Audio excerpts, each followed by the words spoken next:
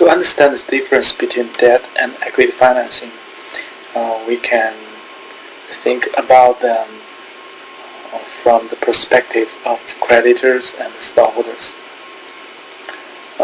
Regarding the return, creditors only earn fixed return. Like when they lend money to the company, they sign a contract with the company, and the interest is fixed. So that means no matter the company make a profit or incur a loss, the company still paying fixed amount of interest as an expense to the creditor. So creditors earn fixed return, and also they don't like the companies or their borrowers to take too much risk, because the creditor will not obtain anything from taking extra risk. It's actually make their lending more risky. But the shareholders are different. They bear both residual upside and downside risk. So for the common shareholders, they are more risk preference, because if the company takes more risk, they will have a chance to earn higher profit, and they can walk away by selling their shares. Right? And also, the maximum loss is their initial investment in their stock.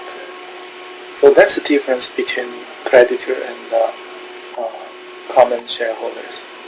And also another difference is creditors pay more attention to the balance sheet, because this represents a company's assets as a collateral to pay off their principal.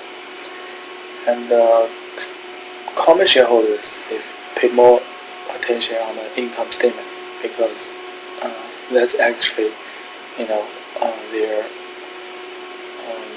returns from. The next is voting right. As we know, only common stockholders have the voting right, so as to control the firm. And it's rare the preferred stockholders have any voting right. For creditors, no.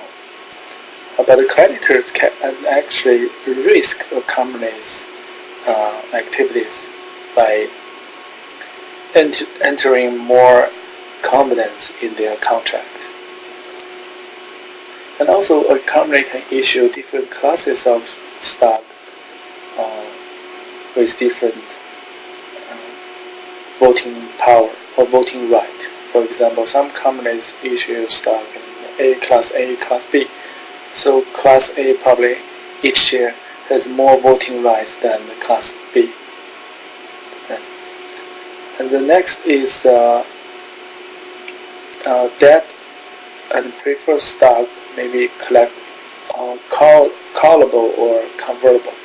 So actually, convertible is an option for the creditor or preferred stockholders.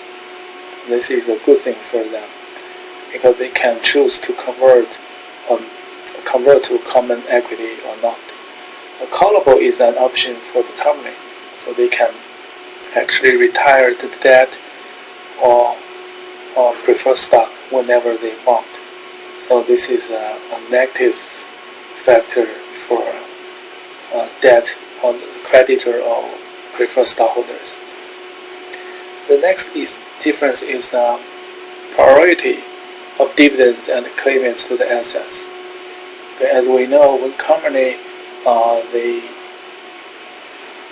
company is being operated, they first will pay the creditor interest as the expense. And then the company will get net income, and net income will be distributed to the stockholders.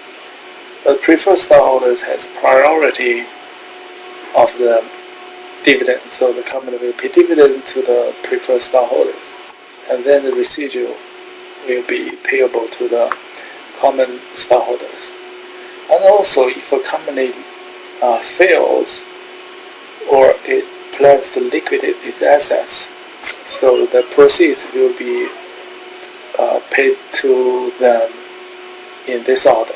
Okay, and the proceeds will be available for the creditor first. If anything left, it will be paid to preferred stockholders, then the common stockholders.